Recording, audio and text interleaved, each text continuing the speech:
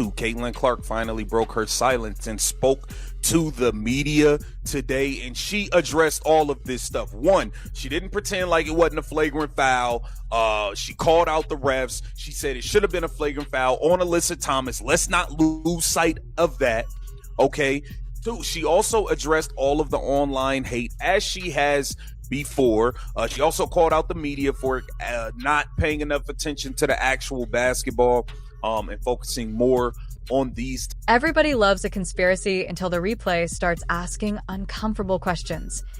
One controversial whistle can ruin a game, but when an entire season becomes a highlight reel of missed calls, frustrated coaches, furious fans, and viral debates, people stop arguing about basketball and start questioning the system itself. Now, an explosive audio rumor has thrown gasoline on an already raging fire, and suddenly, the WNBA is facing its biggest credibility test of the modern era. How about the flopping? Flopping, big conversation. Yeah, and it's been a conversation. I would only say that there's a difference between selling a call, exaggeration, and a true flop, which is where you're actually fooling the referees. I think sometimes even as I sit in the stands at games, players may be falling down, players may be reacting to a call, but then me, if they're not fooling the referees, it's like, okay, players are taught to sell calls these days. Can officiating get better? Of course. We're always working on that. Can officials get fooled occasionally? We're always looking at that as well. The officiating is incredible. I will also add one other piece to it, because I know there's always controversy. The fastest way to make a sports league famous is to give fans something unforgettable. The fastest way to make those same fans suspicious is to make them feel as though the rules change depending on who has the ball. That's address, what's going on with AT. It's absolutely unacceptable. There's been so much more toxicity, racism, homophobia. It is absolutely unacceptable. Most of this coming from the online community. Most of this, in my heart of hearts, I believe, not coming from WNBA fans. I believe that this is people who are using our league, using our players to further divisive agendas. And if you are one of these people that are online doing this, do not call yourself a WNBA fan. Our league is about inclusiveness. Our league is about That strange contradiction has hovered over the WNBA throughout one of the most successful seasons in its history, turning every controversial whistle into another chapter of a debate that refuses to disappear.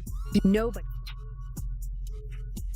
I'm just going to say, you can't say everybody needs to do better and then specifically say league office needs to do better. They named the league about 3 times, and I just don't think it's a league problem. I think I'm getting so tired of talking about this because it's the same argument over and over. I'm not saying that the league has got it right. They don't. At some point, the players also have to take some sort of change. Nobody can deny that the league has entered a completely different era. Television ratings have climbed. Arenas have filled with fans who never followed women's basketball before. Merchandise has flown off the shelves, and conversations that once belonged only to diehard basketball followers now dominate sports talk shows, podcasts, and social media. It's the worst marketed league in the history of leagues. They're absolute morons. That's the answer. Nobody has ever come into the league like she has, and it's jealousy, and it's that they don't want her getting a special. She gets nothing. So Sophie's right. Like, she gets treated and attacked and harassed differently than virtually every player. She's had it since she entered the league, and you see her getting abused and no whistle and no. At the center of almost every discussion stands Caitlin Clark, whose arrival transformed ordinary regular season games into must-watch events. Every arena she visits suddenly looks like it is hosting a playoff matchup, and every possession seems to carry an extra layer of attention. That level of popularity is both a blessing and a burden. Every foul called against Clark becomes a viral clip within minutes.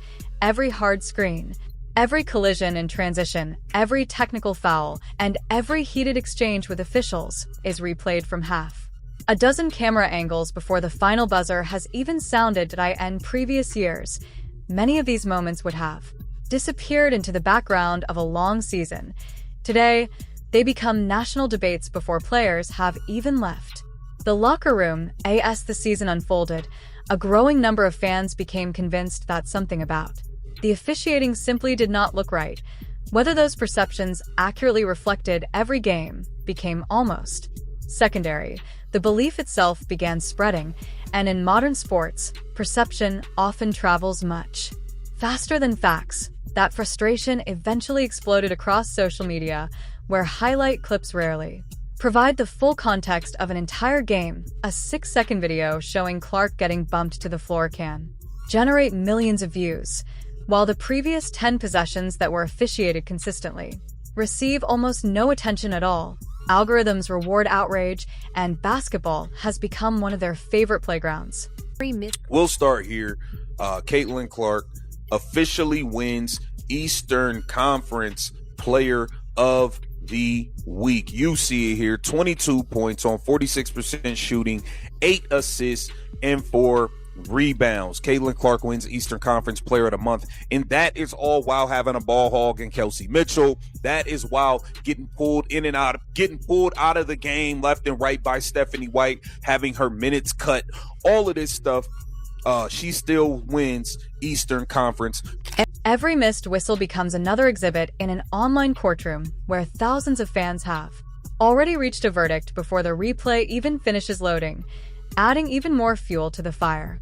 Were rumors circulating online that suggested league leadership and officiating were facing serious internal scrutiny. Some social media accounts claimed explosive leaks had exposed corruption, reaching the highest levels of the WNBA. Others insisted referees were secretly protecting certain stars, while targeting others.